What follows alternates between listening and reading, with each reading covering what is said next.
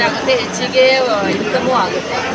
ಅದು ನಾನು ಎಲ್ಲ ರೈತರಿಗೆ ಹೇಳಕ್ಕೆ ಬಯಸ್ತಾ ಇದ್ದೀನಿ. ಈ ಒಂದು ಬೆಳೆ ಅದರಲ್ಲಿ ಭಾಳಷ್ಟು ಎಲ್ಲ ಕಂಪನಿಗೆ ನಾವು ಸಬ್ಸಿಡಿ ಕೊಡ್ತಾ ಇದ್ದೀವಿ. ಅದರಿಂದ ನಾವು ಭಾಳಷ್ಟು ಫಾರ್ಮರ್ಸ್ಗೆ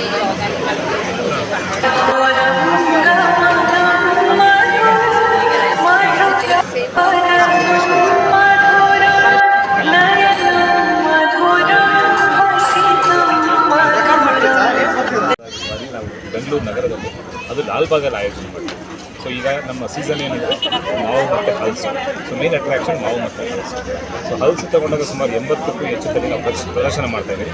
ಸೊ 15 ತಳಿದು ಸೇಲ್ಸ್ ಕೊಟ್ಟಿದ್ದೀವಿ. ಅವ್ರು ಕೆ ಜಿ ಲೆಕ್ಕನ ತೊಗೊಬೋದು, ಬಿಡಿಸಿದ್ದು ತೊಗೊಬೋದು, ಹೋಲ್ ಫೋಟೋ ತೊಗೊಬೋದು.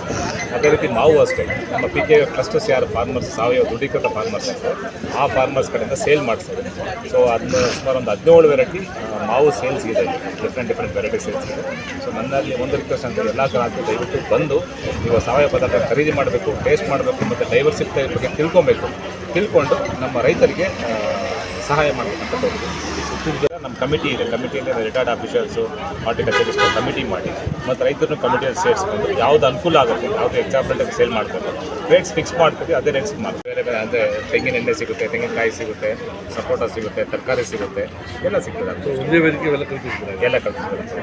ಜೊತೆಗೆ ಸಾವಯವ ಪದ್ಧತಿಯಲ್ಲಿ ಈಗ ಒಂದು ನ್ಯಾಚುರಲಿ ಓವನ್ ಕಾಟನ್ನಲ್ಲಿ ಓವನ್ ಮಾಡೋಂಥ ನ್ಯಾಚುರಲ್ ಕಲರ್ ಯೂಸ್ ಮಾಡಿದ್ದಾರೆ ಅವರು. ನಮ್ಮ ವೆಜಿಟೇಬಲ್ಸ್ ಇರ್ಬೋದು, ನಮ್ಮ ಲೀಫ್ ಕಲರ್ ಯೂಸ್ ಮಾಡ್ಕೊಂಡು ಬಟ್ಟೆ ಮಾಡಿದ್ದಾರೆ ಅವರು. ಆ ಒಂದಿದೆ. ಅದು ಚಿನ್ಪಟ್ನ ಟಾಯ್ಸು ಎಲ್ಲಿ ನ್ಯಾಚುರಲ್ ಕಲರ್ ಯೂಸ್ ಮಾಡ್ತಾರೆ, ಅದು ಸಿಗುತ್ತೆ ನಮಗೆ. ಸೊ ಆ ಥರ ಡಿಫ್ರೆಂಟ್ ಮತ್ತು ಆಮೇಲೆ ನ್ಯಾಚುರಲ್ ಫ್ರೂಟ್ಸ್ ಯೂಸ್ ಮಾಡಿ ಐಸ್ ಕ್ರೀಮ್ ಏನು ಮಾಡಿ ಅದು ಮಾಡ್ತೀವಿ. ಸೊ ಹಂಗಾಗಿ ಡಿಫ್ರೆಂಟ್ ವೆರೈಟೀಸ್ ಥರ ಮಾಡಿ. ಮುಖ್ಯವಾದ ಅಂದರೆ ನಮ್ಮ ಹಲಸು ಮತ್ತು ಮಾವನ್ನು ಉಪಯೋಗಿಸ್ಕೊಂಡು ಸಾವಯವ ಪದ್ಧತಿಯಲ್ಲಿ ಮಾಡಿದಂಥ ಅಡುಗೆ ಸಹ ಇಲ್ಲಿದೆ.